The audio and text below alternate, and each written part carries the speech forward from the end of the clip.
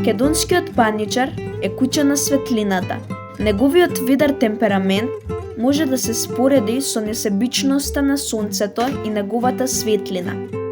Во неговите очи сјае љубовта спрема животот. Неговото севкупно држање и позитивно расположение ја бои семејната атмосфера со светлина. Затоа ова куќа му е најдобриот пријател на детето.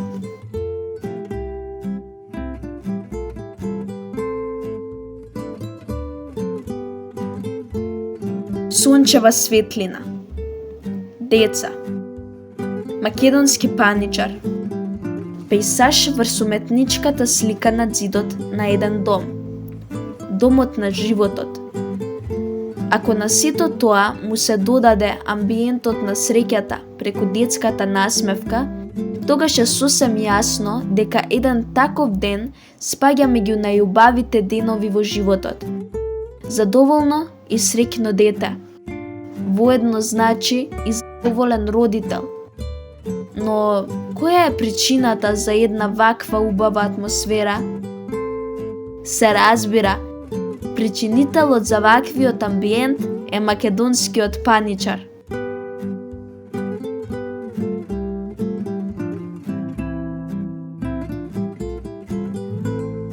Можеш ли да ја опишеш оваа раса на кучиња? Станува збор за голем борец, куче што постојано се бори против секаков вид тага, против секој вид нерасположение, против сите видови стресови.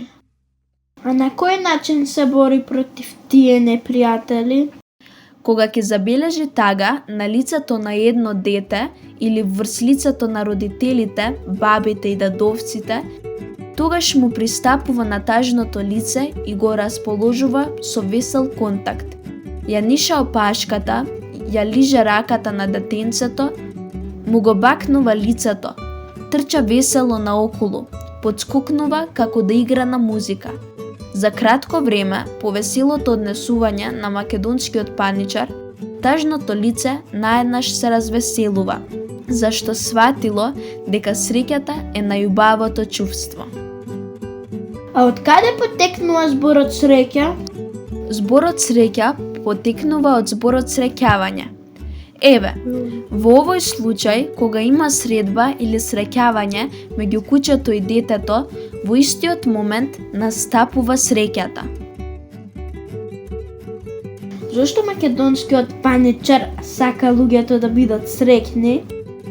Паничарот сака среќни луѓе, бидејќи знае дека само среќен човек е во состојба на љубов, бидејќи сватил оти среќен човек има позитивен став спрема животот. Зошто браќата Костовски сметаат дека македонскиот паничар е свето семејно куче? Оваа македонска раса на куче одсекогаш престојувала во домот каде што постојано сведочела на семејниот амбиент. Поради малиот раст и убавиот изглед, како и поради милиот карактер, паничарот лесно ги засакува децата. А се разбира, ако децата се среќни, тогаш и мајките и татковците се радосни поради среќата на децата. И ете така, се создава среќна семејна средина. И нормално, бидејќи станува збор за пријателче која постојано се труди да ги развесели сите што се во негова близина, ова ангелче се нарекува свето семејно куче.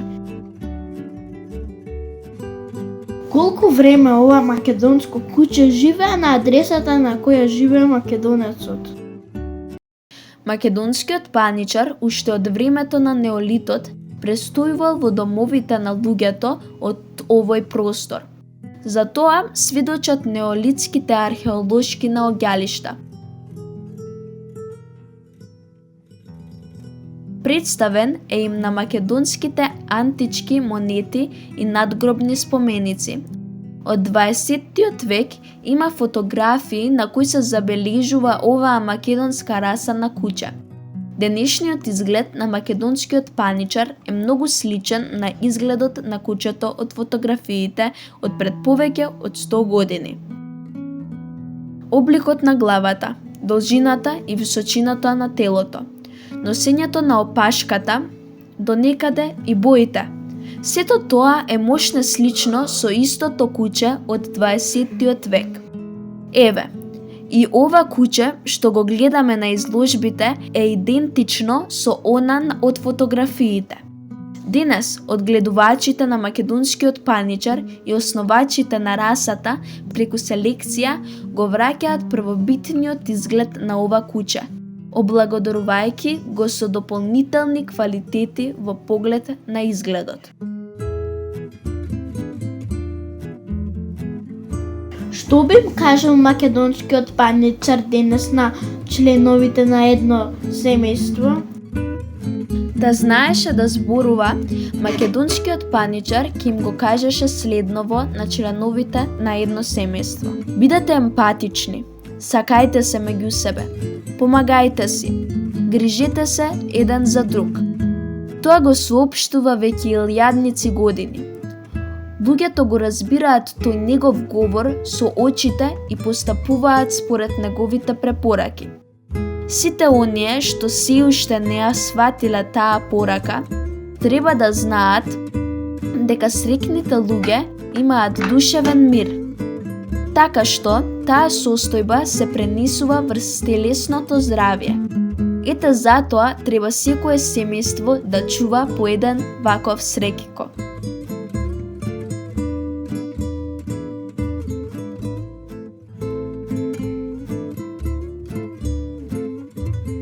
Со каков јазик комуницира меѓу себе детето и куќето? Меѓу македонскиот паничар и детето се одвива една многу суптилна комуникација преку немиот јазик. Кога ќе се погледнат меѓу себе, кученцето и детето веднаш се разбираат. Во тој комуникативен поглед се изразуваат разни значења кои секогаш имаат иста порака – среќа и задоволство. Тој јазик има символи со значење кои се препознаваат низ игрите и движењата што ги прават овие две другарчиња. Тоа е јазикот на играта и животот е игра. Тој е една многу голема игра која никогаш не запира.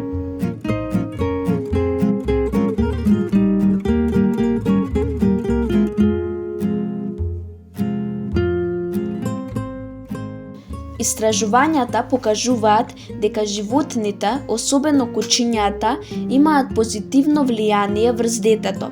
Психолошки гледано, децата го намалуваат стресот во присуство на куче. Физиолошки гледано, детето преку кучето го зајакнува имунитетот и го смалува ризикот од алергии. Во тој контакт се развива и емотивната интелигенција, бидејќи учат да се грижат за некого.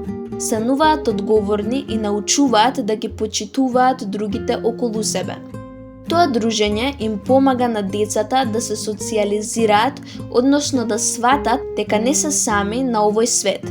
Кучињата по својата природа се друштвени животни, така што кога доаѓаат во контакт со децата, сваќаат дека и тие се дел од чопорот. Додека детето му зборува на миленикот, тој внимателно го слуша, па затоа детето секогаш разговара со него. Со тек на време, детето му ги доверува и своите тајни на тој начин што му ги опишува чувствата што си ги доживува. Така детето се ослободува од негативните емоции, ја прекинува нервозата, па така исчезнува и напнатоста. Македонскиот паничар е еден вид психотерапевт кој знае внимателно да слуша. Често, додека детето му зборува на кучето, истовремено го гали, та со тоа дополнително се ослободува од негативната енергија што се акумулира со текот на времето. Детето мора да разбере дека кучето во домот е рамноправен член на кого треба да му се посвети исто внимание како и на преостанатите од семејството. Мора да свати оти на кучето треба да му се биде другар, а не собственик. Во тој однос меѓу детето и кучето не смее да има надреден и подреден, зашто само во таква релација може да се развива и да се свати љубовта. Македонскиот паничар никогаш нема да го искара детето, никогаш нема да го повреди со лоши и навредливи зборови. Никогаш нема да го осудува, ниту да го обвинува. Ова семејно куче секогаш има разбирање за постапките на детето. Затоа тоа дете за секогаш ќе го памети овој негов најверен пријател од детството. Детето во присуство на македонскиот паничар се чувствува сигурно и заштитено, додека се дружи со ова куче, кај детето се развива говорот. Му помага на детето да си ги разбере чувствата и мотивите за сите своји постапки. Понекогаш му помага на детето да ги разбере постапките на возрастните и нивниот лицемерен свет. Има случаи кога детето, додека се идентификува со кучето преку неговиот идентитет, си ги решава личните проблеми дружејќи се со кучето. Дружејќи се со кучето, детето ги истакнува своите позитивни страни, станува посвесно за себе, ја сваќа својата улога во релацијата со другите.